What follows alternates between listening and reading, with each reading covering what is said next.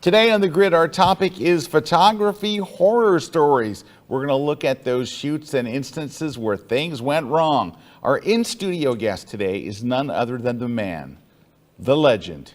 He's ambidextrous, he's multi-breasted. He's known as the human trailer hitch. It's underwater photography instructor and personal masseuse to Taylor Swift's tour manager, Mr. Kelly Jones. The real Rocket Man is here. He's got some awesome stories of things that have gone wrong on his shoots. We've got some very cool giveaways for some folks who are watching the show live. It is going to be, I predict, a fine day on The Grid. And when does this merriment start? I would say it starts in about 23.2 seconds. Let's go! The Grid is brought to you by Platypod, the tripod alternative that is changing the world. Everybody has a Platypod. You should too. Go to platypod.com.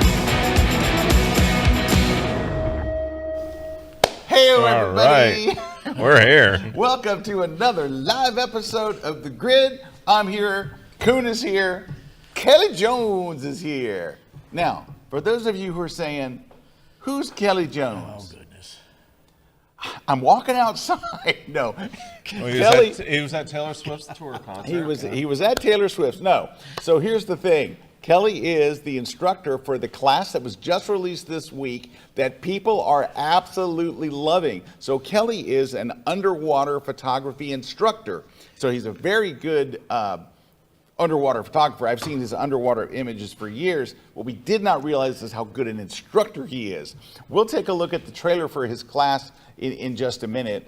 Anyway, he is a wonderful photographer. He does more than underwater. He's a terrific award-winning travel photographer. But besides that, he's just a good guy. And now he's one of our instructors. So, ladies and gentlemen, Kelly Jones. Captain, it's a pleasure to be here. Eric, nice to meet you. Yes, same. If I keep calling Scott the captain, if you're ever on a workshop or ever in a bus with Scott, do not let him grab the microphone. That is a bad mistake because he'll talk like a 40-year veteran aircraft captain for the whole time, and you can't stop him. But he's good at it. It sometimes can be called a horror story. It's sometimes a horror story, but it is one of my gifts. One of my gifts.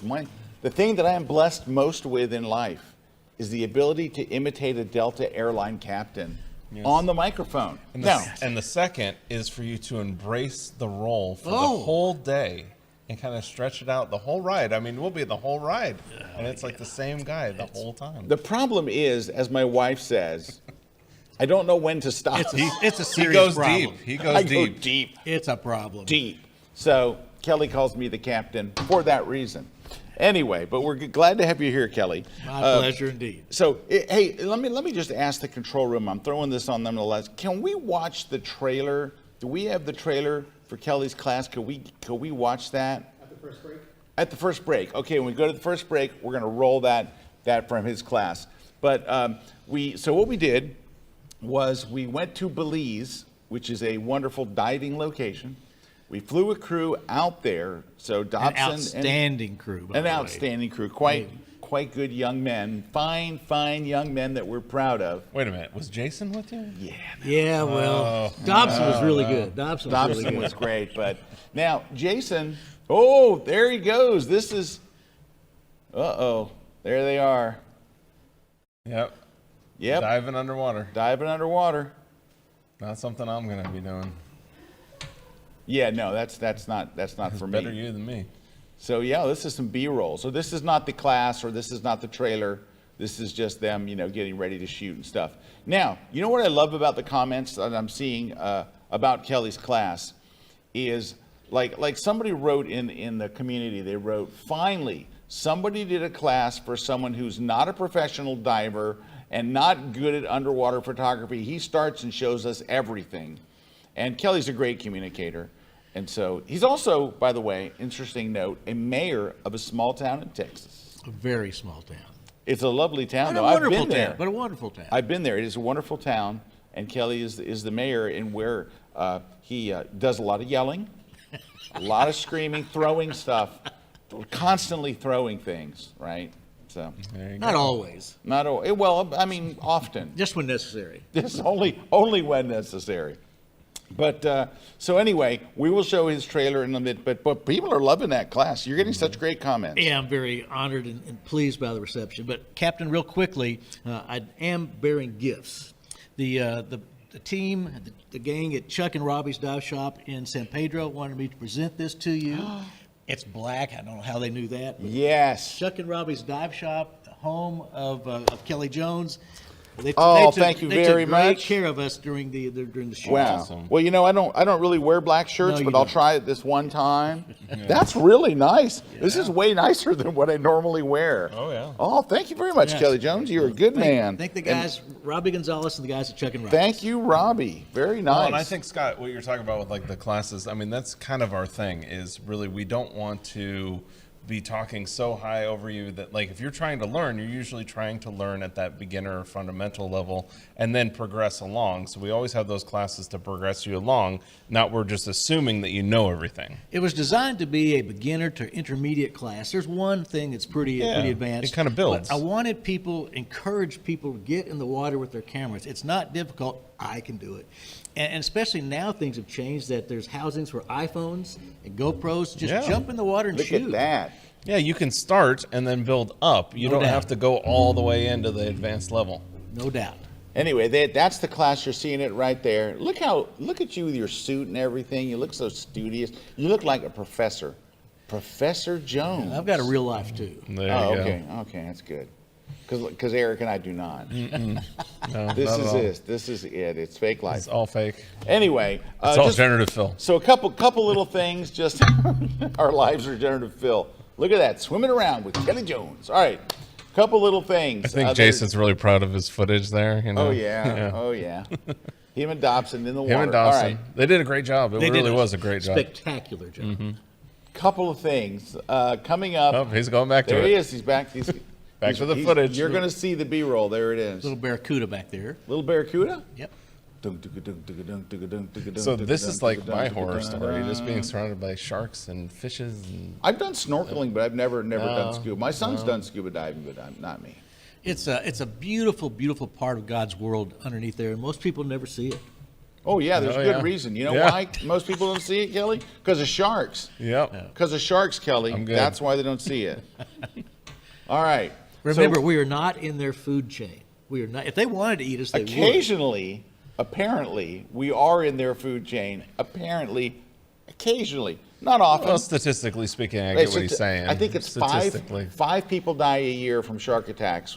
It almost never happens to a diver in the water. Almost all shark attacks are on the surface where the shark mistakes the human for a seal.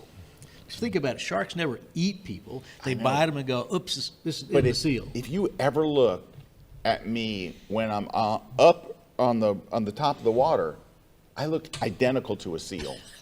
I am often mistaken. There's People some other animals people you will might be point to me and yell, then they'll yell, "The seal!" Stuff like that. It happens very often. Yep. Anyway, okay, couple little like just stuff we got to get out of the way. First, I'm speaking next month at Photoclave, out in San Ramon, California. So that is February 17th through 19th. I think it's going to be a great event. I'm doing a keynote, and I've got some all my stuff's on travel photography, so I'm very excited about that. I love travel photography, so I'll be speaking out there. And if you're out that way, I hope that you'll come and join us there. Look, they got some speakers. They got Franz Lanting, like from National Geographic, and he's a very, very famous nature, and he's a great speaker. He's very inspirational and just terrific. And look, Frederick Van Johnson. Frederick's he's a KelbyOne instructor. Yeah, he's going to be teaching at our upcoming conference too. Yep, he's going to be speaking at our upcoming conference, which we're going to talk about in just a sec. Let's see what else. We've got, so that's coming up. Then in March, I'm going to be at the photography show in the UK. I'm very excited about that. And listen to this. Listen. I've heard. Claire? Did you hear? I've heard. My friend Claire, who I've talked about her many times on the show. She told me this is morning. a brilliant rugby photographer. Outstanding. She is like one of the best Outstanding. anywhere. She got me credentials to shoot a rugby match while I'm there there just happens to be a rugby match right near where I'm going to be, 30 minutes away from where I'm going to be. So I'm getting to shoot some rugby with Claire, and Claire is awesome, and I'm very excited about that. I was supposed to do that when we were in London, but I couldn't get back in time for something we had to do that night. It was hugely disappointing. Well, I will tell you how great it is, and I'll rub it in your face. That's coming up March 16th No through doubt. 19th. Now, can we bring that site back up again? Do not hold it against the Brits that they put the date first, then the month and the year. It's wrong. It's completely wrong, but that's how they do it. And they know it's wrong. They know it's backwards, but they drive on the wrong side of the road, so it's okay. All right, what else is coming up? I'll tell you something big. We are just launching right now our first conference for the year. It is the iPhone Photography Conference. That is it right now. It's coming up February 27th and 28th. It is a 2-day conference, and we did one last year, and people were blown away about what you can do with your phone today. Absolutely. It is amazing. Astonishing. It is astonishing. And so we hope you'll And it only come gets and join better us. and better and better. Yeah, so there's all these improvements and all that stuff. So we're going to be Always. talking about all the different And now you can options. dive with iPhone. You can Yeah. dive with iPhones. Yep. So we'll be covering all of that kind of crazy stuff, the post-processing, the shooting, all that different stuff, and that is coming up in February. So I hope you'll join us for that. Go to KelbyOneLive.com to sign up for that event, and we will see you there. It'll be great. All right, what else? Is that anything else? Giveaways. You know, we got giveaways. We got tons of giveaways. Tons of We giveaways. love to give away tons of stuff. We've got Platypod over here is giving away the Platypod disc. So it attaches to the bottom of your camera, allows you to mount pretty much any way you want. And then we're going to be giving away a copy of Scott's How Do I Do That in Photoshop book by Rocky Nook. It's very good. Here. That's and then great. that's available on Amazon as well. And then we're going to be giving away a copy of Scott's Photoshop for Digital Photographers book, which is Yeah. also available on Yeah, it Amazon. is. And we're giving away a copy of On One No Noise 2023. This is an awesome plugin for removing noise and adding sharpening to your images. And then we're going to give away a V-Flat from V-Flat World. So this is for US shipping only. And that everybody can get a 10% discount though on that by just entering the code Kelby10 at checkout. And then finally, the last one, we're giving away Retouch for Me, their skin tone app.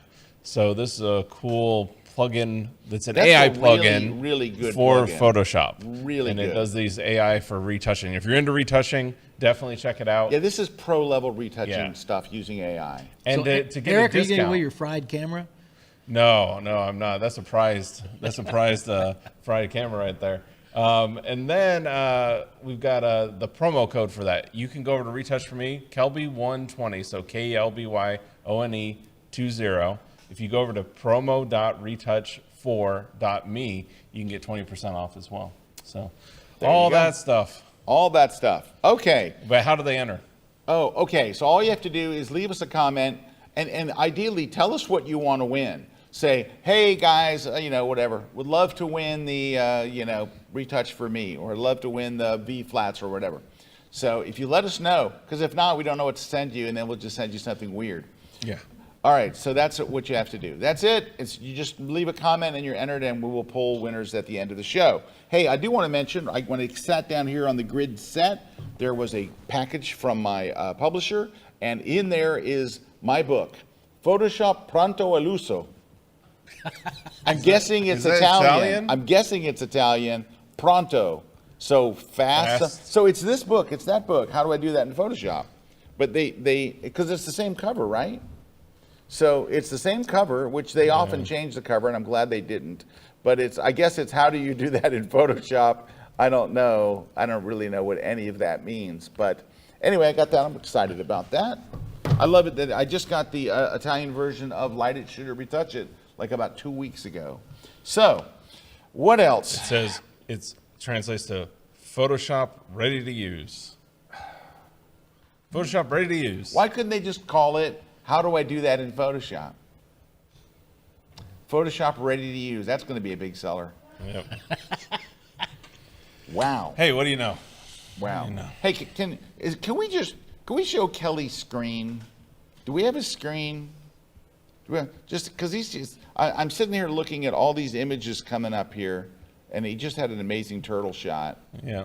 But Kelly gets around, and Yeah, this shooting is a bunch of different things. Never know what's next. oh, look at that hummingbird, dude! You nailed that. Yeah. Is that real? It's that was actually before generative fill. Look at that. You were there on that barge. We're coming back from Oh Casablanca. yeah, that's in Cuba. Look at that. Very cool. Wow, I like that's that one. cool. I love that one. Wow. Oh, How about those little guys? how about those grandkids? I told Susan, take the shot now. Two Now. sets of twins. Oh, that's a scary looking shark. No, he's not. No, he's not. Nice shark. Oh, I like that. Nice and Oh, he's sharp. got a nice Nope. screensaver. All these. Look Yeah. at that shark. Took that one on the shoot with Dobson. Oh yeah. Yep. It's in the class. I was in the water 20 seconds, and that shark was there. Wow. That's not the good one. That's not. That's from Prague, That's from Prague. and there's Kelly's jet. This is how Kelly flies Yeah, around. the That's how he mayor. came to Tampa. Yep. Right there. The mayor. And that's some kind of a fish. It's weird. Jerry Jeff Walker. All right. Well, they're telling us we have to take a break. We've Oh, look already at this. wasted that much Hey, look at time. that. Not Claire wasted, Jones is but- here. She says, way to go, Kelly. He's the mayor and top man. Greetings from Claire and Dr. T in Cambridge. We love All Dr. right. T. There you go. We do love Dr. T. We love Claire. They're the greatest. And you want to give some shout outs real quick and then we'll go to break. Yeah, so we got Judah saying good morning. We got Doit in Tennessee saying hi from a warming East Tennessee. Yeah, it's warming up here too as well. Christine saying hello from Port Charlotte. June saying hi from St. Pete. We got Mike saying hi from Arizona. Robin saying hi from Kansas. Mike saying hi from Phoenix. A wet and John's- foggy Phoenix. Yep. John saying hi from the UK. Cammie saying hi from a rainy Rock Hills, South Carolina. Barb saying hi from South Dakota. So, John, There you know, when Eric doesn't know how to pronounce the name of the city in the UK, which no Americans do, Yeah, oh, we yeah, just we skip just right skip over it. the city and go, hey, John from the UK. UK. So Sounds it's- good. I'm going to guess it's Hexham. Hexham. Could be. Anyway, it is time for a break. When we come back, we are all going to share some stories of shoots gone bad. And I want to start with Eric's because I think his has gone the worst. Yeah. So It's pretty amazing. stick around. We'll be right back right here on the grid. You got what I need. Sipping on the potion, all that good emotion. Just my kind of heat. Keep it on repeat. Testify devotion. Loving is devotion. Ooh, that's Hello, I'm Kelly Jones for KelbyOne. I'm a certified underwater photography instructor. We're here on location in San Pedro, Belize. We're at Chuck and Robbie's dive shop. Yesterday they took us to Mermaid's Lair, a beautiful dive site. We got some great photographs, got some great sharks as soon as we got in the water. We got some horse-eyed jacks that I love, all kinds of different animals to see. Have you ever wanted to be an underwater photographer? Have you ever wanted to get in the water and capture all that beautiful marine life that lives under the sea that most people never see? Here's your chance to learn how to do it. So we're going to get you in the water. We're going to show you some compositional techniques. We're going to show you lights, when to use lights, when not to use lights. We're going to teach what cameras to use, some underwater photography rules to break. We're going to have a great time. You will be an underwater photographer when you finish this class. And what's the whole objective of being an underwater photographer? To impress your friends, of course. I worked hard putting this class together for you. Let's go do it. So come join me for my latest class on KelbyOne.com.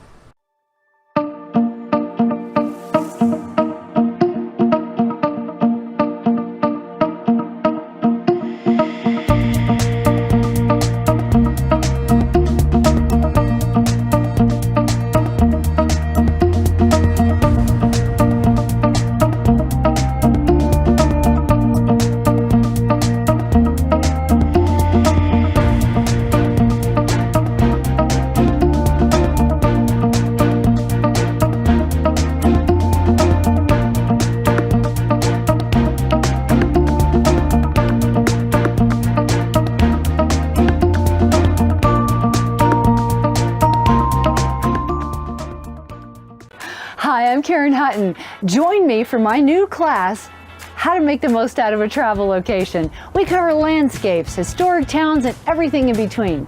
I'm going to show you how to get those big epic mountainscape shots, how to carve them up into wonderful bits, how to do macro, how to do intimate shots. I'm going to show you how to capture the essence of a little town anywhere in the world and the people who live there. Come join me for the adventure on my latest class at KelbyOne.com.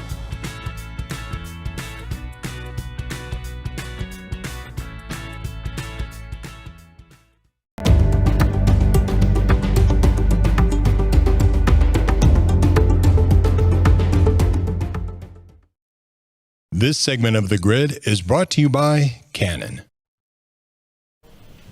Welcome back, everybody. Scott and Kelly and Eric are here, and we're all going to share some stories about shoots that have gone wrong. And based on what Eric brought in as a prop, we're going to let Eric go first. Well, I've got a few stories, and I'll lead up to probably the one that you're talking about, the pièce de résistance, where we've got the broken down cameras. So we'll do that towards the end. Towards the end. All right. But first one, this one. So I took this shot, right? There's a story behind this shot. So I'm there.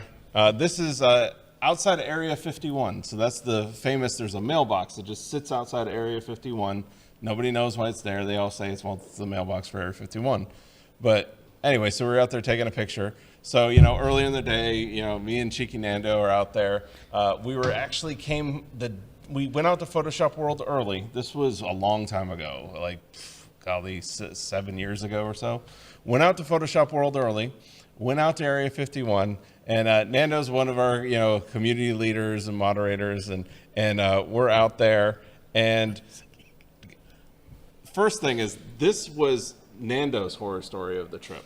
So you can see behind me, there's like a stop sign with a line on the road with the little things. Well, if you cross that line, we're in serious trouble. Oh, yeah? Right? That's the point at which this is the actual entrance to Area 51.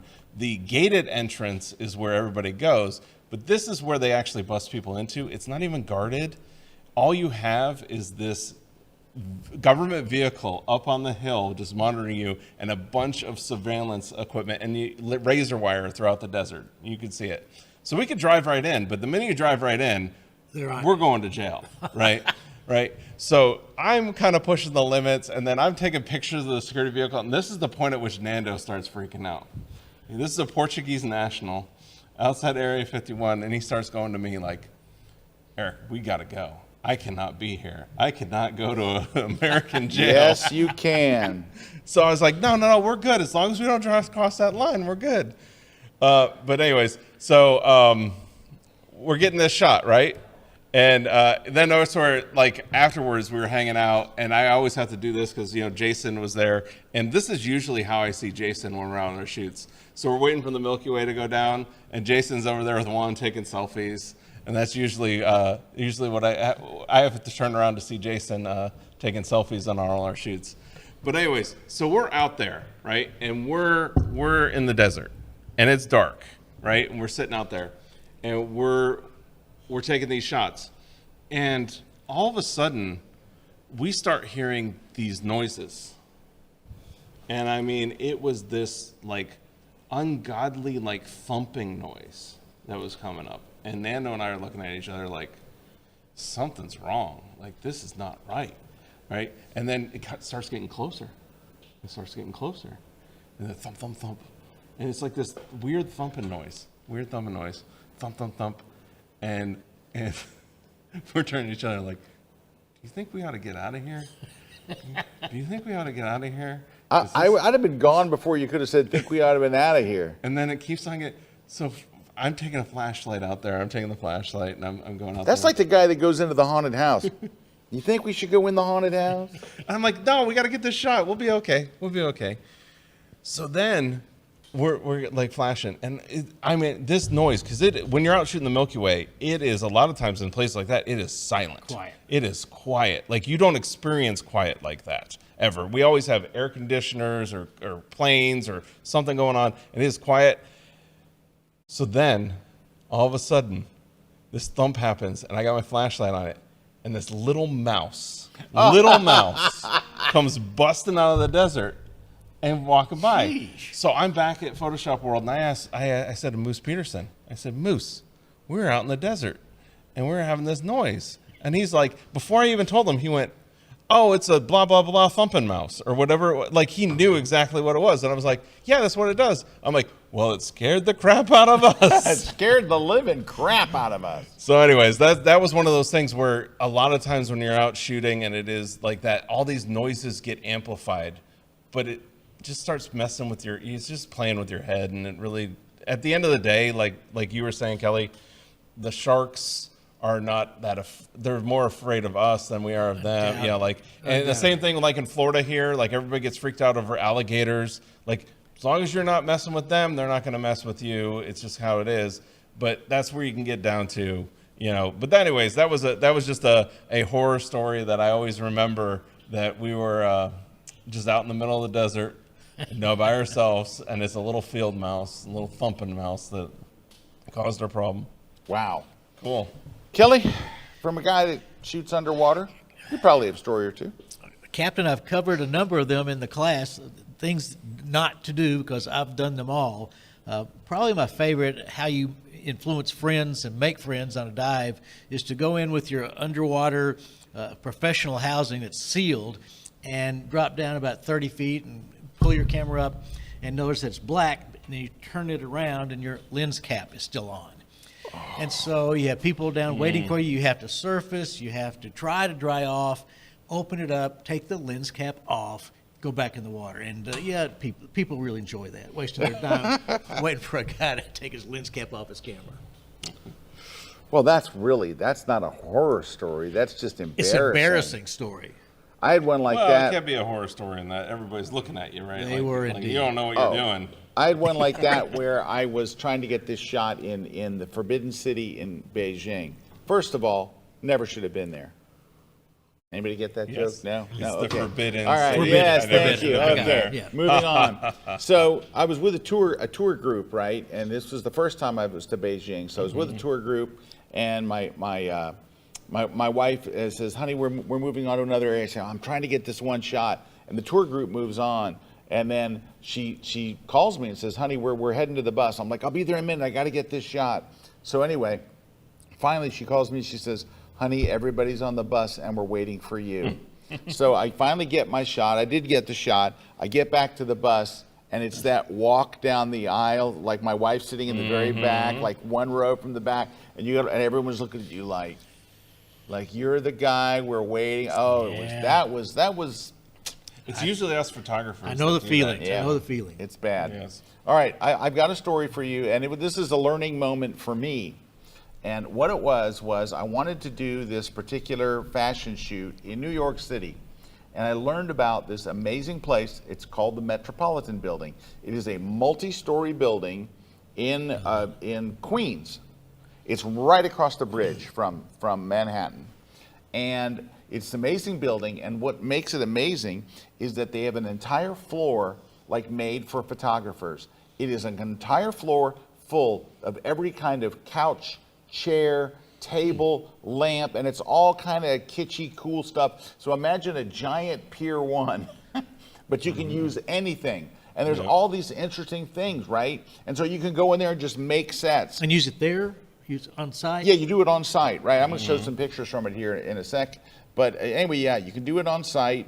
And so what happens is I decided to make the most of it. I hired 3 models. I hired a hair, a makeup, and a stylist. So I got a professional hair, professional style. Now, the stylist I was working with for the first time, I've always used the same stylist in New York, but then she wasn't available. So she says, I know a great stylist, and she was terrific. So they bring the outfits, all the accessories, they bring all that stuff. And then, so I just have to worry about the photography, and they're going to worry about the storytelling part of it as far as that stuff goes. So here's where it turned into a horror. We show up that morning, and we go up there, and it's pretty nice, and we're getting things set up. And we're there first thing in the morning, we're there 7 in the morning, right? Then the sun comes up, and there was no air conditioning. And within an hour, it was unbearable in there. There's no air conditioning whatsoever. We open the windows, there's no wind. It was, I mean, I can't even tell you. Like, there was, the models are sweating, and like the makeup artist has to sit right off, pat their face dry. We take the shot, and they come in and pat their face. Now, of all the myriad mistakes that I did, first off, I did not ever check to see if it had air conditioning. Huge mistake. Number two is I tried to do too much. Not only did I have these sets, but then we set up a gray seamless, because I thought, hey, we have New York fashion models here. Let's do standard gray, gray fashion, and then we'll do the. And I had one hairstylist and one makeup artist, and we're trying to move them through this. It was the most miserable shoot of my entire life. And here's the other thing. This was the big one. I only brought one assistant. It was myself and Brad Moore. And so one of the models arrives and says, well, where's breakfast? And we said, excuse me? And she says, yes, do you have no breakfast? And we're like, no. And she's like, well, I can't go on without eating. And we're like, so while Brad is getting the lighting and stuff set up, I have to hike to a restaurant. There's no restaurant right around the metro. It was blocks and blocks away. So I have to go and I have to get all this food and stuff and bring it. You know why? Because there was no other assistant. We always have multiple assistants. So if you need just that one, I would right? have Eat a sent, breakfast. I would have sent one to Walmart to go buy 5 or 6 fans, and I would have sent one to go get the breakfast, and then I could have kept working. But I didn't. I left the set. I went and said, I have some shots from behind the scenes. I got some decent shots, but at the end of the day, we're sitting in the van, and I'm like, that was the worst shoot of my life. And Brad's like, it was misery. It was absolute misery. It was just terrible. How long were you able to shoot? I had the place for the whole day. But the other problem was I was also shooting some things for my first Light It, Shoot It, Retouch It book, not the one that just got translated to this was a while Italian. ago. Yeah, this is 10 years ago. It was absolute, like if I think what makes you like lose sleep at night. So here we are getting ready. So this is. Oh, can I steal your of course. cord there? Let me just You grab may, of this course. cord here. Sorry, I have to grab 2 cords now. Sorry, I didn't. I was underprepared to show this. Here we go. But you have an assistant here, so we're good. Yes, well, that's okay. We have help here, but we did not have that day. So picture all these people, and it's just me and Brad. We were just about. All right. So Right. this is our stylist on the left, and she's getting the model ready. And look at this. We had this mountain of you could just stack up the suitcases. suitcases. That's cool. And let me see if I can Yeah, I show you remember these the. shots. So here's the shot. Right, and it was window light. Didn't even have to use any light. That's when there's a window to her left. So there's really nice stuff there. And then here's another shot of us getting ready. And it's like, see that big picture? We walked that into the set. See that furniture and the chair and all of this, the books on the floor, all of that's just, we're just walking to a different room and grabbing it. It's just room after room after room after room of just cool stuff. And then Without any AC. without any AC, and you cannot imagine how bad it was. It was like everyone was miserable. The makeup artist was miserable. The models were miserable. Everyone was miserable. Here's another shot in a different room, but you can see different furniture That's and great, walls though. and doors and different stuff, right? So here's shooting on the gray seamless, and then I had to do some retouching to get me to. Oh, sorry, I think I have the shot here that's retouched. 1 second to get me to here.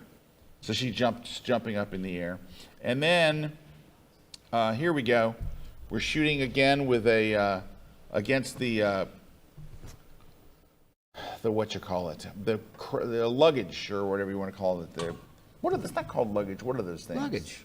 Yeah. No, but there's steamer trunks. There's Yeah. Yeah, they're trunks. All right. trunks. But anyway, the place was amazing. And if I had 2 models and then 2 hair and 2 makeup and just 2 or 3 more assistants, it would have made all the difference. But it was miserable because I invested a lot of money. I invested all kinds of money. Now, I was already in New York because the next day I had my seminar at the Javits. But I was already there. But to hire all these people, to hire a stylist, to hire a makeup artist, to hire 3 models, to rent the building, and I felt at the end of the day, I got a couple of shots, but the experience was absolutely awful. All right. awful, right? Uh-oh. I got an awful one. This is a I great got an story. awful one. This Right? is great. So this is the final picture that I walked out with, right? So this is the picture on my screen, right? So great That's picture. You phenomenal. got the cactus, you got all that stuff, but it's the lead up Is this the cactus story? to what This is happened. the Yes, cactus the cactus story. story. I've It's heard the the cactus cactus. story. So you might have heard this before, but I love to tell it because this was the horror story. I got it So from the this is victim. the only shot I have. Like, this is us walking up, and you can see the cactus in front of us, which, like in the back last picture, there are these sharp cacti that just like everywhere, and they have these barbs in them. So we're out there shooting. I'm shooting Milky Way stuff. We're out there with Rami, and Rami's shooting. This is actually the only photo I have before it happened, right, of Jason miking up Rami. Because once this happened, it was all downhill. Like, no cameras came out. We were just in full-on panic mode at that point. So we're up there, and we're hiking up this mountain, and we're going to shoot a shot like this, right? And we have the spot marked out, and we always do that. Like, Rami and I are big on the planning and knowing where we're going to go and having all that. So I even have, like, the trail mapped out, and I know exactly where we need to go, and I'm following it on my GPS, and I've got it there. And I'm going up the path, and Jason's behind me, and he's flying a drone. He's doing this awesome footage of Rami walking, and so we're catching up to Rami. Well, Rami gets to a point, and we needed to kind of stay straight. There was a path, and there was a gate up there, about 100 yards. But Rami saw the barbed wire fence was kind of like broken in one spot. So he's like, well, I want to go up there. I don't want to go 100 yards that way, come through the gate and 100 yards back, so I'll just cut through here. So he turns, and we're coming up behind him because we're flying the drone. And, we're like, where? And we see Rami, we're like, how'd you get in? And he's like, oh, there's a fence part there, kind of tore down. And we're yelling at each other. And so Jason lands the drone, we get the drone, we're going to hop over. So I do a little hop over the barbed wire, and it's totally fine. But then Jason hits the barbed wire. Oh. And Jason has his backpack, his equipment on, his backpack on. And when he's stepping over, the backpack he kind of got his leg in a weird position. And I turn around to like see, and at this point, everything starts happening in like super slow motion. Have you ever had that happen in life? Oh, yeah. Where it's like you could recall it, and it's like, so I see his leg going up, I see his arms going back, and he's falling down, and it's this slow kind of like, and he's just going back, but behind him is one of these cacti. Ouch. Right? Ouch. Huge cacti behind him, and he falls right into it. Oh. Right? And at that point, I was like in full on panic mode. Like, and the thing is, That's Jason in the control room. the thing is, Jason is covered. He looks like a porcupine.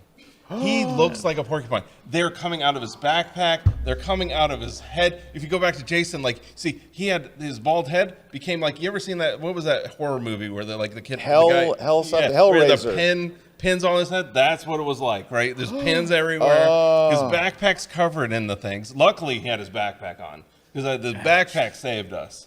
But he has them everywhere. Yeah, he's told me the story. So I've got a call to Rami. And I'm calling him Rami. I'm like, Rami, the light's going down. And you know how photographers are, and the light's going down. Yeah. We're like, we got to find our spot. I'm like, we got it. I was like, Rami, forget it. Come back. We're done. Jason's dying. We got to get Jason out of here. So we come back, and then we just got to the point of having to pick these barbs out of Jason, and we could get most of them. And then Jason turns to us as we're about done. And he goes, all right, there's still a couple left, and you got to help me. And he's like, I got to drop my pants. Oh, no. So Rami and I'm I, out. Oh, but you understand, like Jason wanted me to take a picture of him, and when it first happened, and because he got the pain started at first, but I think then the adrenaline kicked in, Yeah. and he was like, Shock. take a picture. I'm like, I am not taking a picture because if you saw it, you would freak out. Like, he would have freaked out at what he looked like. How long did it take you to pull all those needles out? About 20 minutes, right? And it was a good 20 minutes. But then what ended up happening, we ended up getting these shots, and it worked out. It was not special. ideal, but at the end of the day, then we had to go back, and we had a couple that were in his head that we had to get tweezers out to get the tweezers. But these things are evil because they're like those barbs where they go in and they don't just come out because they have little hooks on them. Yep. So, it was bad. But I'm telling you, that it was just one of those things where I will always remember, and I felt so much pain for Jason. Like, it was so much pain for Jason. And this is more than the normal pain that we feel for Jason. Yes. This was an This elevated was like amount of another pain. level. That's like Exactly. next level. I All got to right. say it one more time. Jason and Dobson, but Jason and his production did an outstanding job in San Pedro. I mean, truly great. Oh, Well, Jason is a pro. He's a pro, been man. through everything, Yeah. right? He's been seen through it all. He's fallen to cactus. All right, Kelly, you got any more? No, and no. Yours are like, what about any Just shark embarrassing. attack, anything? Well, I can show Scary one real quickly. Scary shark? Can I have the HDMI? Oh, you need the HDMI? Yeah, here you go. Usually when I see reef sharks or any shark, I want them to get closer. Nurse sharks are never a problem. Nurse sharks are never a problem here. How do I, open up here. Get rid of that one. Nurse sharks are never a problem. I mean, I've called them the puppy dogs of the ocean. This is a reef shark, and I now know what a reef shark looks like when they're agitated. Again, you almost have to provoke a reef shark to cause a problem. There was some people hunting lionfish, spearing lionfish, and it's a long story, but sharks, barracudas, grouper will eat lionfish once they're speared. This guy thought I had a lionfish. He was just convinced I had a lionfish. And so he came around 3 or 4 times, and I've since learned how to tell when a shark is agitated. Number 1, they come in from the side. Check. Number 2, they have their pectoral fins, their front fins down. Check. Number 3, they raise their head as they're approaching you. Check. So about the 3rd or 4th time he came around, he kept getting closer and closer and closer. If he had opened his mouth, my rig was going in his mouth. Finally, Lloydie touched him with a little stinger and ran him off. But usually, like I said, I would, come closer, sharks. Well, this one came close enough. Yeah, that would be it. Yeah, this is more reasons why I don't do that. Yeah. It's special. It's All right, special. I'm going to steal your thing. Well, back. hey, we got to take a break. All right, when we come back, we when got we come some back, more. I want to talk to you about something about a deal just for grid watchers, and we're going to talk about that. When we come back, I also have some horrifying lens stories.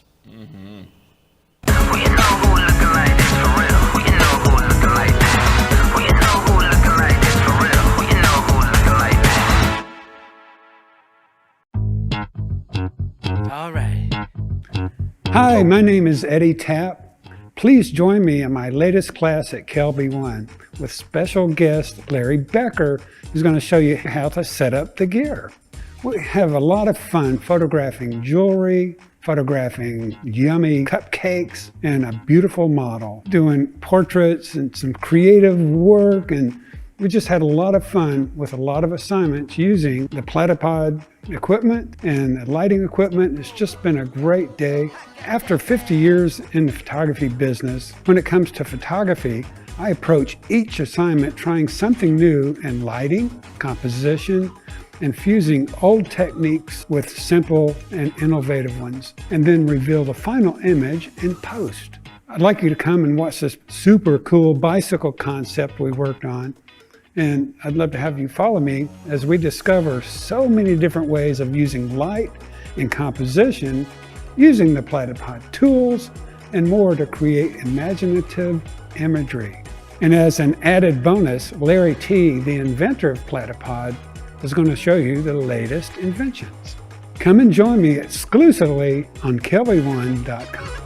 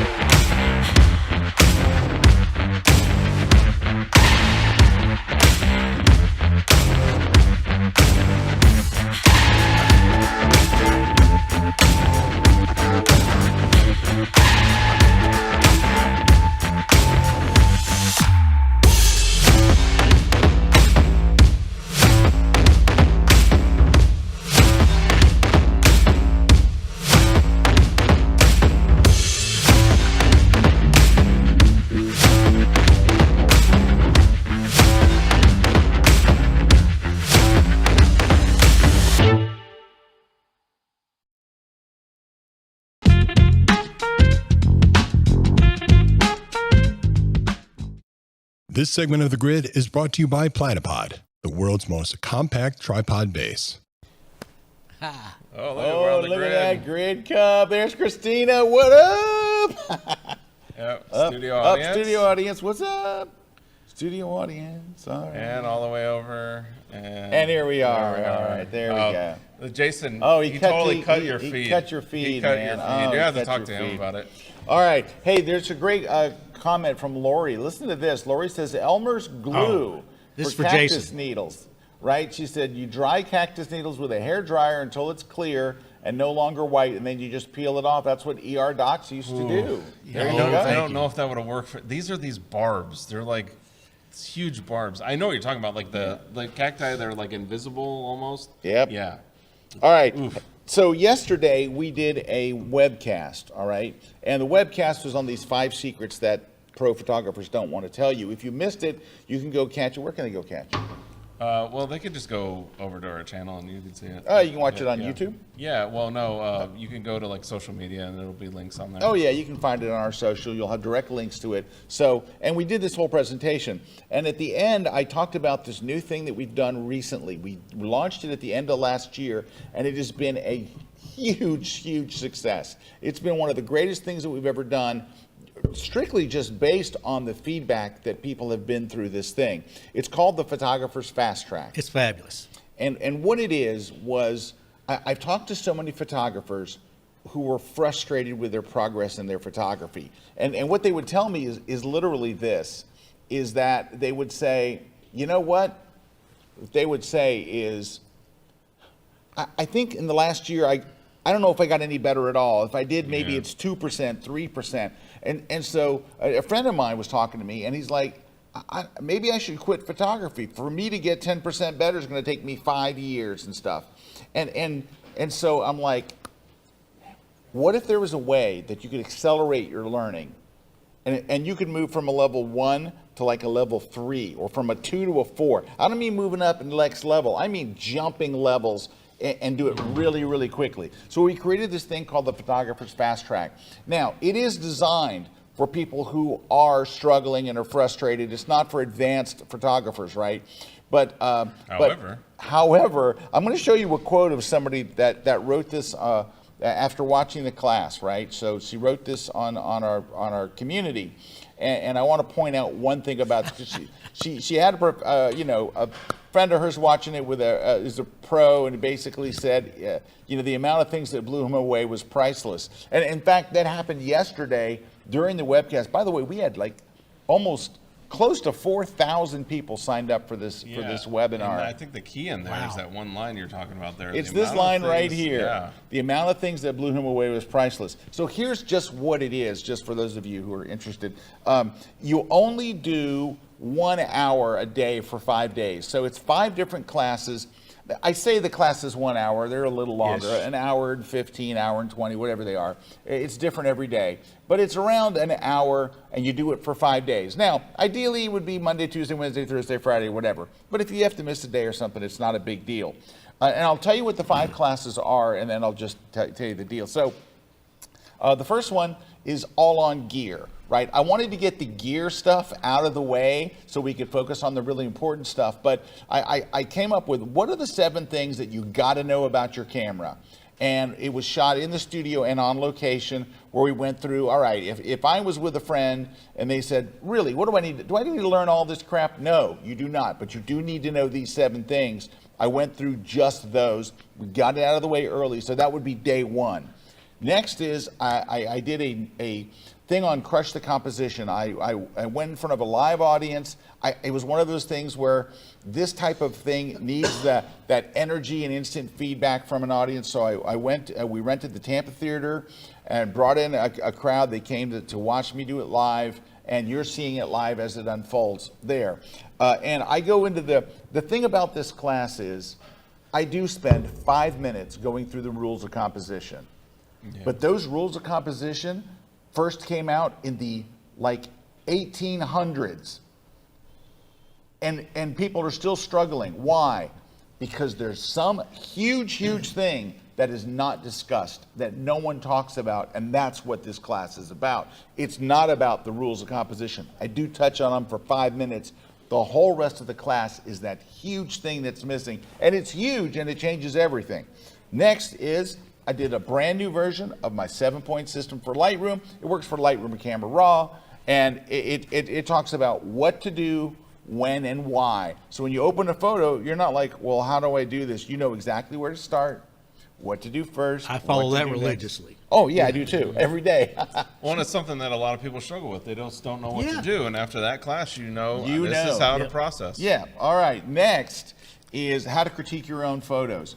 This class is about being able to look at your own images and make sure that you're not ruining a great image because you broke a bunch of the standard rules of photography, right? There are rules that are like, you don't want a tree branch hanging in or a tree branch crawling out of somebody's head. But I give you checklists. I actually give you checklists that you download and keep on your phone. So when you're out there shooting, you're shooting a waterfall or something, you're like, okay, bang, bang, and it's all different genres, everything. Portrait, lighting, flash, studio, travel. I have them for everything. So that's that one in the last class. And with that one, a lot of people are saying those checklists are saving them from making those mistakes. And you grid viewers, if you watch our critique shows, this is what this class will change the way you submit your images, because you follow those checklists, you watch this class, you don't make those mistakes those simple ones that we know we can get out of the way, and that's what this class is all about. He's exactly right. It's you'll sidestep all that junk. All right, next is the last class of this 5 day. It's kind of a boot camp, right? You're doing 5 days, right? Is 10 things I wish I'd known sooner. And this is one of those things where I could have literally leaped ahead years if someone just sat me down and was straight with me about it. Just said, Scott, it's this, it's that. It's not this other stuff, it's this. So I put together the 10 most impactful things that literally would have moved me forward in a big way. So anyway, but that's just the start. So that is the 5 days, and then it gets easier.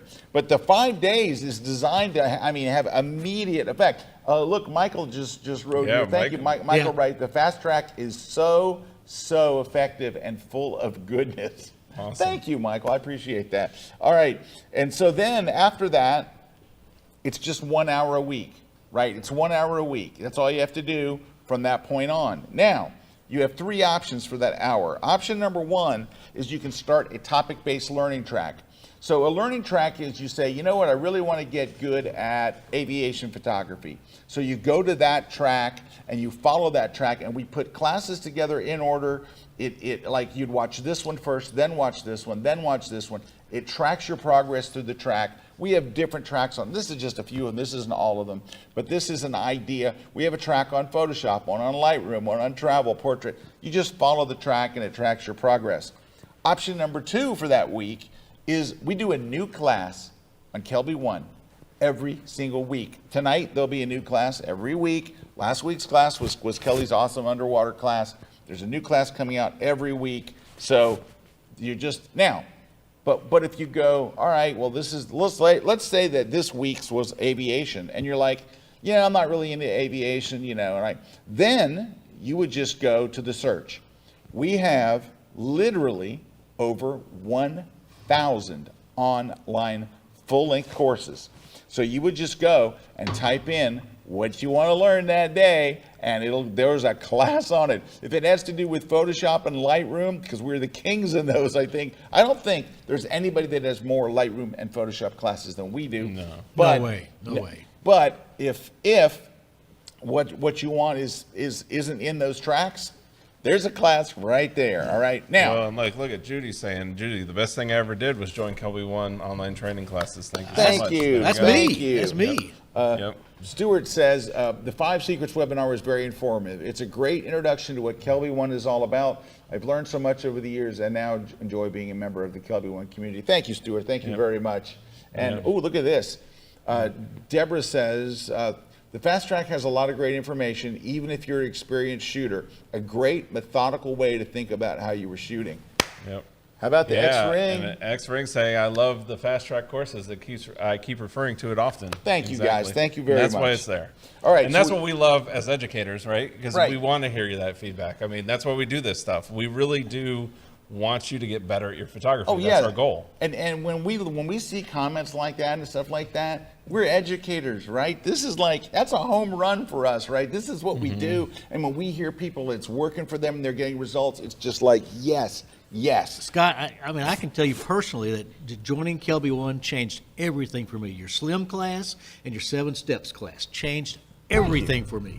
That's awesome. You're a good grid guest. You may come back anytime. All right. All right. So we put together a bundle deal for people who watched yesterday. I'm going to tell you what the bundle deal is. You guys can do it too. So what you get is the fast track. You get the fast track, but you don't get to just watch it. You get unlimited access to this forever. So it's yours to keep. Then we put this Photoshop bundle together. I know that there are so many of you out there that are Lightroom users and you're like, I want to get into Photoshop, I want to get into this other stuff, but I really haven't learned it. So this was put together to get you into Photoshop. It's just the stuff you need to know, not the other stuff. It's not stuff that Lightroom will already do. It's just like, if I go to Photoshop, what do I need to do? This stuff. And then lastly, it comes with the KelbyOne Pro membership. Now, you guys know how when you see people do these bundle deals, they'll go, it's worth $37,000 and all. Which technically, we have $29 a course. You can buy our courses just one-off. You can buy that one class, course, any class. $29. $29. There's 1,000 of them. So that's $29,000. We could go and say there's $30,000 plus dollars. But in reality, we're never going to charge that. No one's ever going to pay that. But we do sell these things. So if you wanted to, it would cost you $737 to buy this bundle. But we're doing it for $199, and it is all the things that you just saw. How much does this equate to a day for you to get killer good at photography? It's 54 cents a day. Not only can you not buy a cup of coffee for 54 cents, you can't buy the empty cup anymore. You can't buy anything. No way. You cannot get anything for 54 cents but this. This you can get. I don't think you can get a newspaper for that anymore. No. I All don't right. think so. So that is it. You get the photographer's fast track and the whole nine yards. And here's where you go. This is where the deal is. Go to kel.by/offer. So kel.by. We would love to have you join. I know that many of you are already members, and thank you very much. And I'm so delighted to hear from those of you who are getting something out of the fast track. The fast track is a lot of fun. And it's of the things I've done, I think it's been the most successful. So, and the other thing is, if you're a photographer and you've got some photography friends that you're just trying to kind of level up, because you do want people that you're shooting with, at least I know I want people to kind of like level up with me, right? Yeah. This is a great way to get them in to level up, because then they're going to get more excited. Then they're going to go out on more shoots with you, and it's always better to have buddies out there and shoot. I love shooting. Shooting with a group is my favorite thing. The bigger the group, the better. So anyway, tell your friends about it. If you probably know somebody that's frustrated with their photography, you might want to give them a shout and let them know about it. But anyway, thank you for letting me tell you a little bit about that. We're going to take a short break, and I want to hear Kuna's. I want to hear Kuna's story. I've heard it before. I want you to hear it. Stick around. We'll be right back.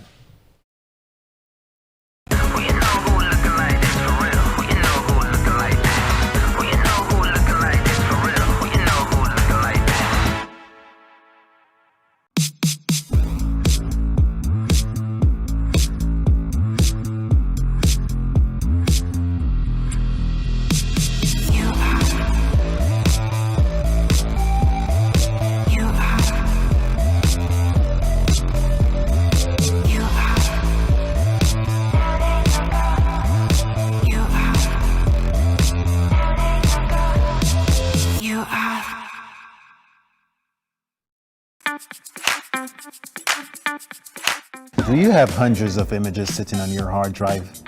I think you do.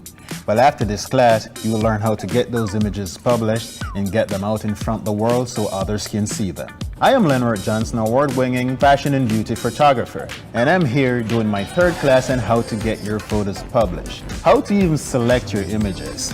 Now you're going to curate those images, Okay, so I'm going to walk you through the step-by-step process of what it takes. I'm going to take you through caviar.com so you can see the whole selection process step-by-step of what you need to do in order to get those images up and get them off those hard drives and get them published.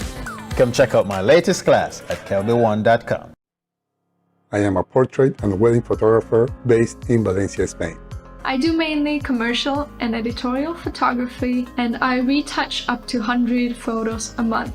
We shoot almost every day for all kinds of clients, such as commercial, beauty, and fashion. And we retouch our work more often, like every other day. I used to spend over 1 hour for one photo. If we want professional results, we must remove skin blemishes, do micro dodge and burn, highlight eyes, whiten teeth, and even reduce wrinkles in clothes. And this can easily take me up to 2 hours of work for each photo.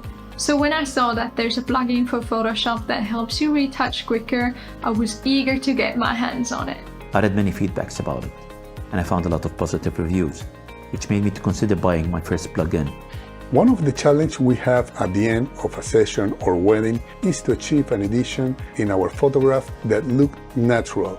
This is where retouch for me has become a game changer. I love the feature that you can pick how much effect it has on your photo, and you can adjust it accordingly to your style.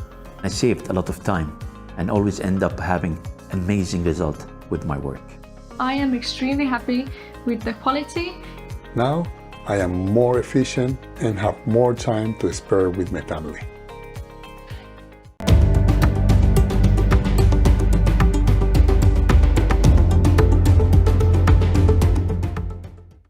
This segment of The Grid is brought to you by B&H Photo, the professional source since 1973. Oh boy. Oh yeah, there's the model that they that's use the all creepy the time. head. Yeah. Oh, don't talk to the creepy head; it'll talk back. Yeah, it will. It's kind of weird. That's the creepy head. Let's see. And a pan Oh, over. there we are. There we are. All right. All right. Okay.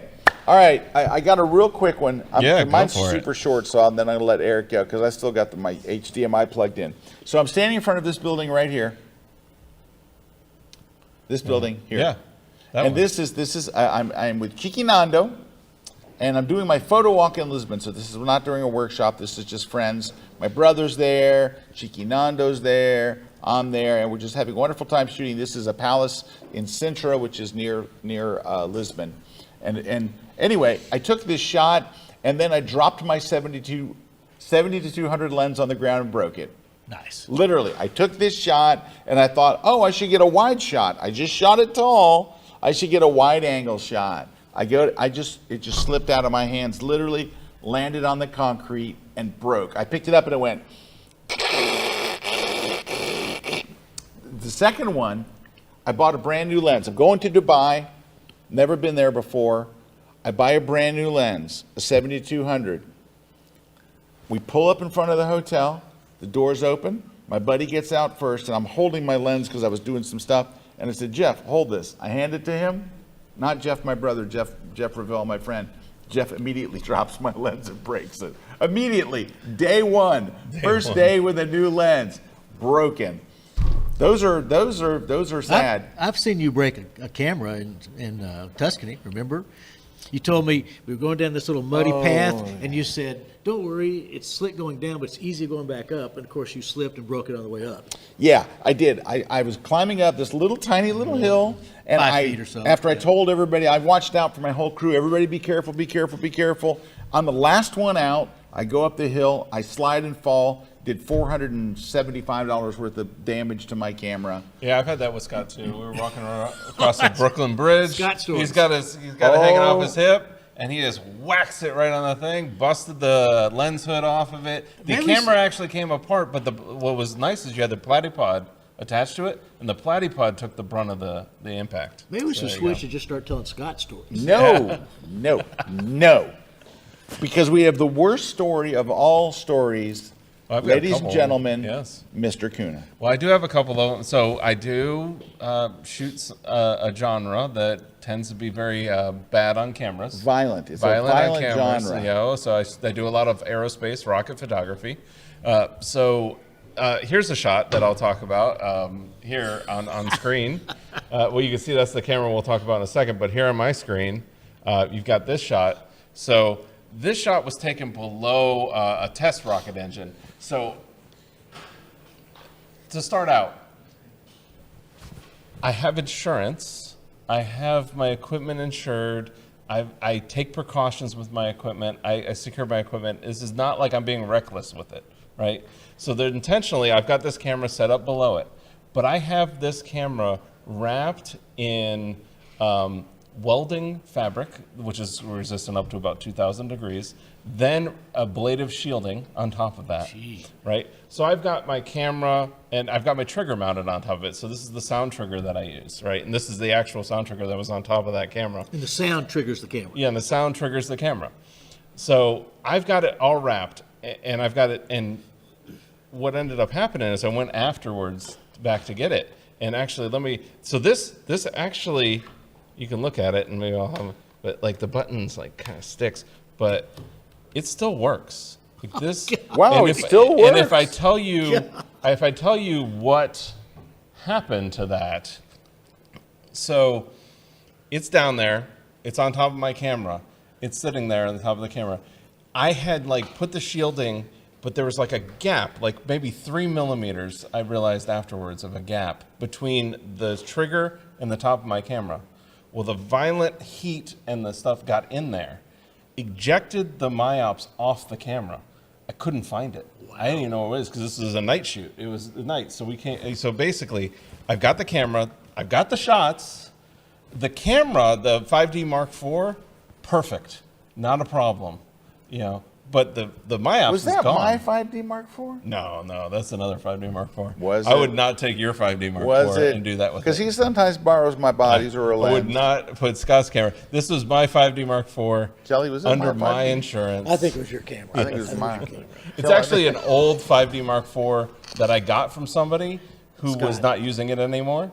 But that's another thing with like my cameras. A lot of times I'm using older cameras that makes sense. Like because I wouldn't put mirrorless out there. Like it's just I don't use my 5D Mark IV anymore. You sold it. Well, maybe I'll put it to good use if you want to.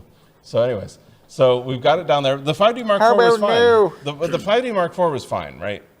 But this myops is gone, right? So it's melted off, gone. I'm like, where did it go? So next morning we go out to the shoot, and I found that myops about 100 yards back from the test stand, out in the desert, right? Wow. And it turned on. The battery got ejected out of it. The battery door is gone, which actually myops is going to send me a battery door. Battery door is gone. The battery's gone. I put in a new battery. It worked. Yeah. And it still works. Like I just used it the other day at That's a NASA testimonial. for a shoot. All right, what happened with the camera now? So that ejects off, so I've got that. But this is so I've only had one instance where I've had my cameras just totally destroyed. And here's the shot that happened before. So this was a 5D Mark III, right? So this is a 5D Mark III. I have this camera mounted, so this was a SpaceX launch. Was this my 5D Mark III? No, it was not your 5D Mark III. But anyways, the whole 5D Mark III that I've got. And so this thing is mounted, right? And it's mounted to a metal rail that's driven into the ground with concrete screw. This is a solid rail, right? And I mounted there because I was like, it's solid. So I've got a Platypod. And where's this at? What's? So this is in Boca Chica, Texas. Boca Chica? SpaceX's test site. Rancho Cucamonga. So this is the first test launch. This is the first test launch of a Starship. So it's right below South Padre Island. Okay. So maybe this is 5 miles from South Padre Island because that's where I shot it from. So my camera's there and it's waiting for the rocket to go off. But you can see it triggered my camera. This triggered my camera. This was before because you could see like the little venting that's happening around the rocket over here. You can see those little vents. So that sound's going out and it's triggering my camera. Okay. So this was the first scrub. So I went back, got my camera, got the files off of it, went back and then set up when they had the next launch attempt. Well, I don't have any of those pictures because what ended up happening was this was the kind of view. This was another camera that I had farther away from the pad. That was the view from the camera. One of the things you could see the rocks shot it. just Projectiles being toward the camera? projecting. So what ended up happening is the pad literally just broke apart and disintegrated because they didn't have a water suppression system. Sometimes people make bad choices, and that was one of the bad choices. They should have had a water suppression system. They didn't. They've upgraded it suddenly, but our cameras just got destroyed, and that's when I ended up getting this camera back from SpaceX. Luckily, I put my name on all my cameras and engrave and like do that. But I ended up getting this camera back from SpaceX about a month later, because they went around and just tried to find everybody's cameras in the debris, and I ended up getting back my cameras. But I ended up filing insurance on that camera and the other camera that got lost. Ended up getting paid out on that, but then my insurance company dropped me. So They dropped you? they dropped me. So I had to find a new insurance company. Do you have a good one? I've got one now. I don't know if they're good. We'll see if another thing happens. When you make a claim. Wow. It's once you make a claim, that's when you have to figure out if you have a good You don't insurance have to. company. You tell the new one you shoot rockets? Yes, I always disclose what I'm doing. They knew what I was doing, and they paid out the claim. It's just when I was going to renew, they were like, "Yeah, we're not interested. No more Rocket Man. No more. Yowzer. Hey, I saw one here. Can we? Stu had a comment, and it reminded me of something that I did. I was in Hawaii on vacation, and a photographer, kind of a famous photographer there, invited me to come to his studio and shoot. And I did the shoot, and I'm looking at the pictures in the back of my camera, and it came out pretty good. And he starts shooting, and so I go to my laptop and I go to pull the card out, and there's no card in my camera. Oh, done that. Done that. The images that you're seeing on there were in the internal memory, but they're not. They're nowhere. Yeah. And so, and here's why this happens. When you buy a camera today, by default, they are set in demo mode. So when you're at Best Buy or B&H or whatever, you pick it up and you shoot, you can see, and you can see the, right? You can see the images, but they're not actually written to a memory card. So from that day forward, when I get a new camera, the first thing I do is turn off the feature that lets you fire a photo without the memory card being in it. So if I go to pick up my camera and I press the button, it says no memory card. Yeah. Well, I'll say this had 2 memory cards in it. Neither memory card was in the camera afterwards. They actually got ripped off and ejected out of the card. Did you find that? You never found the... No. God, there's somewhere in Boca Chica. I tell you, this one's so bad the sensor is like blown out of it. Like, but you know what? Somewhere in Boca Chica. Somewhere in Boca Chica there is. Can you imagine the memory photos that cards. are on there? Could you imagine the stories it would tell? In Boca Chica. I've never seen the inside of like the prism and all that. It's pretty neat. Stu says, I spent a whole day at Disney World shooting pictures with my film camera. At the end of the day, I discovered that the film spool didn't catch the film and wasn't advancing. I lost all the shots. I've done the exact same thing. That is a classic film thing that used to happen. Can we scroll up a little? There's somebody there's got a good one too. They've got some horror stories. Here we go. Can you scroll up? Trying. Technical difficulties. There we go. Oop, right down a little bit. Right down, right there. My horror story was I was a stringer for the Times, and they were in New Orleans to do an assignment and didn't have any film in the camera. Yowzer! Thank God I was able to go back and finish the assignment. There's another one. Could go up a little. I lent my half sister. There we go. I lent my half sister my brand new camera, and she put her finger through the shutter loading the film. I didn't find out until we returned from our vacation. I don't know. On the inside, did something. 2 weeks and no pictures. Can you scroll up a little more? Rory says, "Oh, I joined KelbyOne yesterday and started the fast track. Very professional." Thank you, Rory. Welcome. We are so glad to have you. So glad. All right, let's go. All right. We probably have some winners of giveaways and stuff. Yeah, probably. There they are. Oh, So Kelly, we got- question for Kelly. How deep were you diving? David Allen wants to know. Well, my regular dive buddy, best friend in San Pedro, Dave Wyman, we always go to 100 feet on every dive. It's just something we do. The dive masters roll their eyes. But there's a myth that the deeper you go diving, the better the photography gets. It's actually the opposite. Almost everything I take, every animal you see, everything I shoot is 40 to 60, 70 feet. There's really no reason to do that. That shark shot that I edited at the end of the class was really about 20 feet. So answering your question, David, 60 feet, something like that, not very deep. All right. Nice. Okay, All right, I'm sorry to prizes. interrupt you there. No, Mr. no. We need to have that question. All right, so prizes. We've got Margaret Mesa Cortez is winning the On1 software, the No Noise. And then we got Stacy C. Morris winning your Photoshop Hi, for Digital Stacy.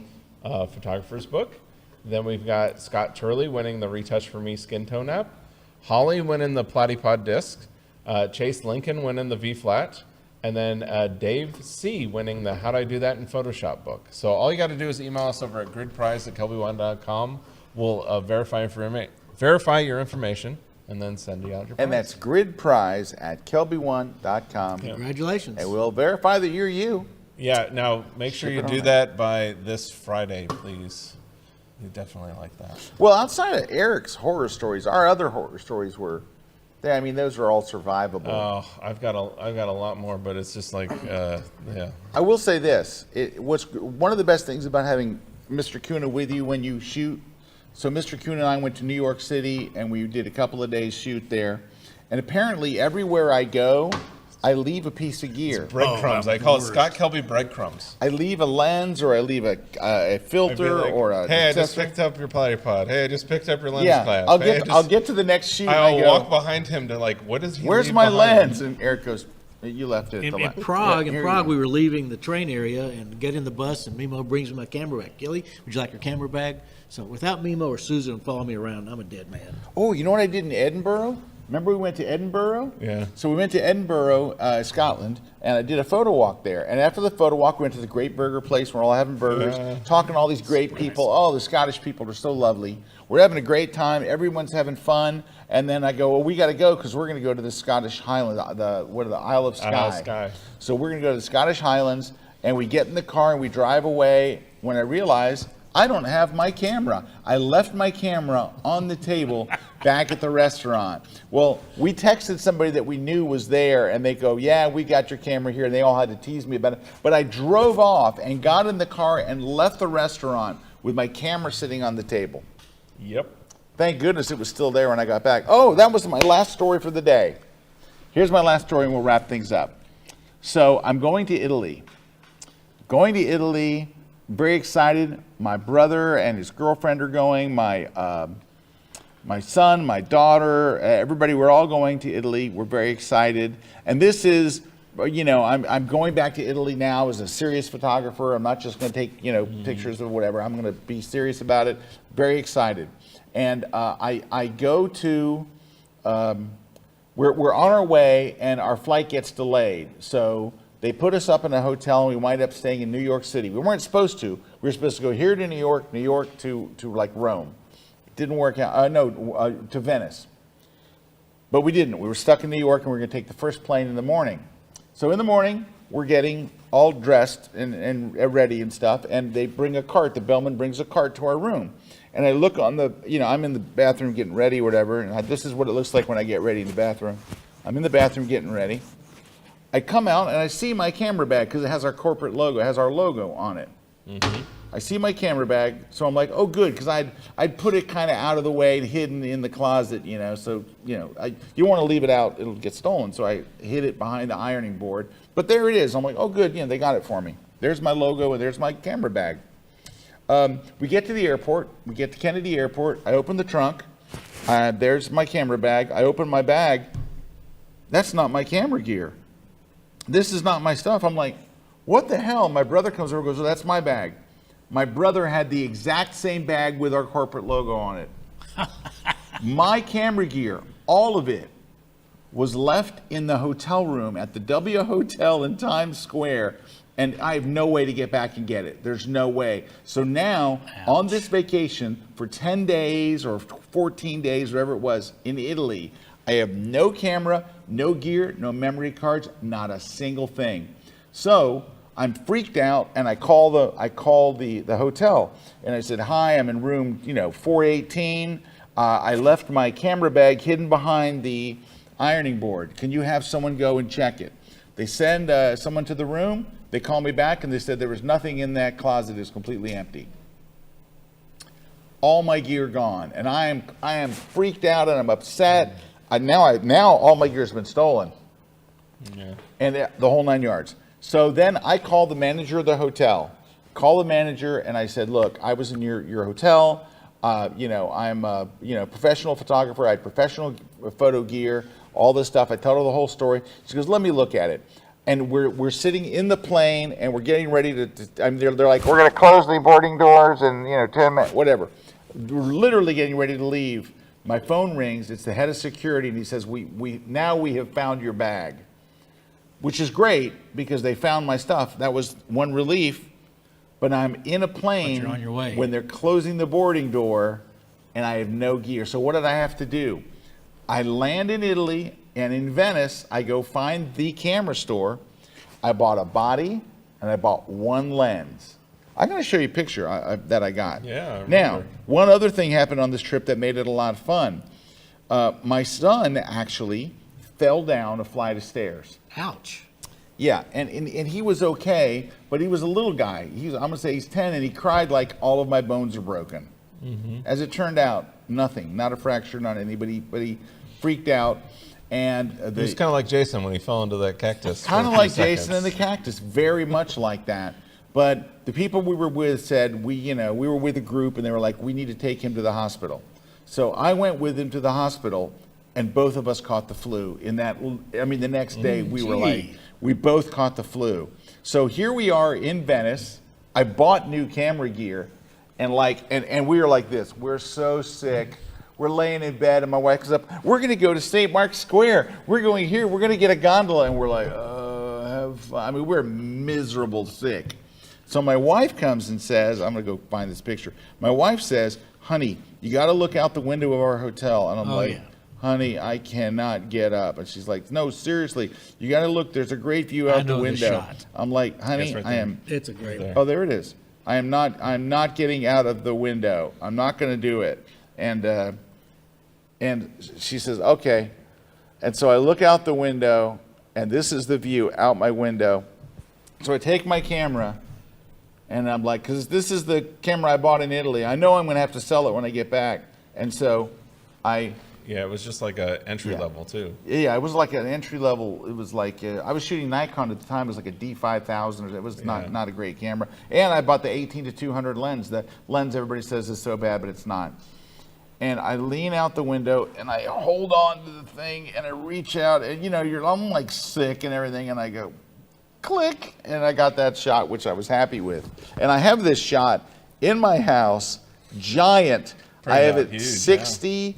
It's a 60-inch print, then matted, then framed. It's a giant frame. Now, people will come to my house, and they get right up to it, and they're looking at it, and they're like, "Man, this shot is so sharp." Now realize I'm using a low-end camera With like the worst lens. Every Nikon user with says every the worst line, lens ever. I love that lens. But anyway, and everybody says to me, "How does it look so sharp?"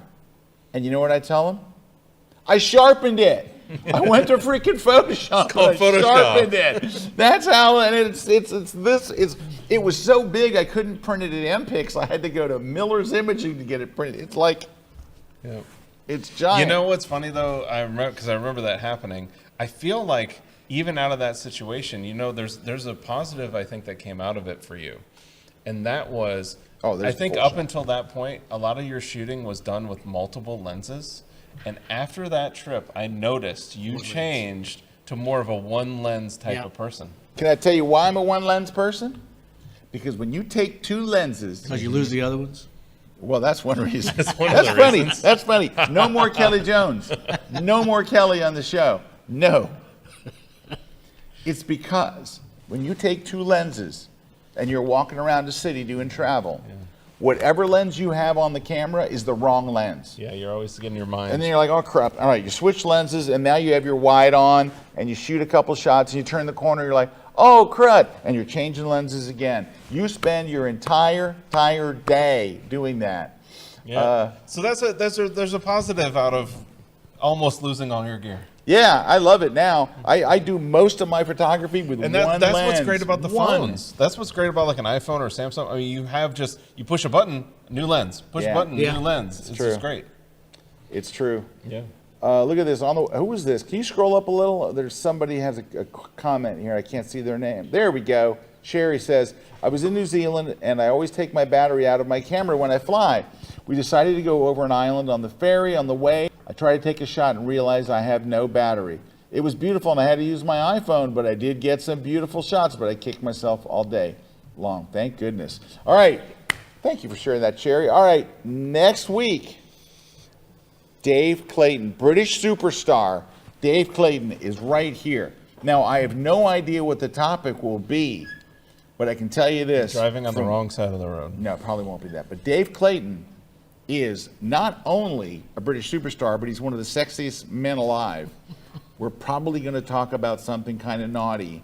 So next week, make sure you put it on your calendar right now. Dave Clayton, British superstar, is going to be here in our studios, and it's going to be ludicrous. All right, Kelly Jones, where can people go look at your stuff? Where can they see your photography? Instagram, Kelly Jones Underwater, and I have a website, kjphoto.net. kjphoto.net. There we go. There it is. Look at you with your long exposures. Yeah. Oh, look at that thing. Ooh, that's very big. Green moray eel. That's very aggressive. All right, where's this? That's San Pedro. Central Park. Belize. All right. Central Park in San Pedro. There we go. All right. All right. Well, thank you for being on the show, Kelly. You were a lovely. Captain Erik, Christina, thank you so much for the invitation. You were a lovely guest for most of it. That's saying something for me. There's more Kelly Jones swimming around. About 20 feet. All right. Thanks to our sponsors. Thanks to all of you for watching today. Thanks to Christina and the crew. And we will see you guys next week with British superstar Dave Clayton right here on the grid. Take care, everybody.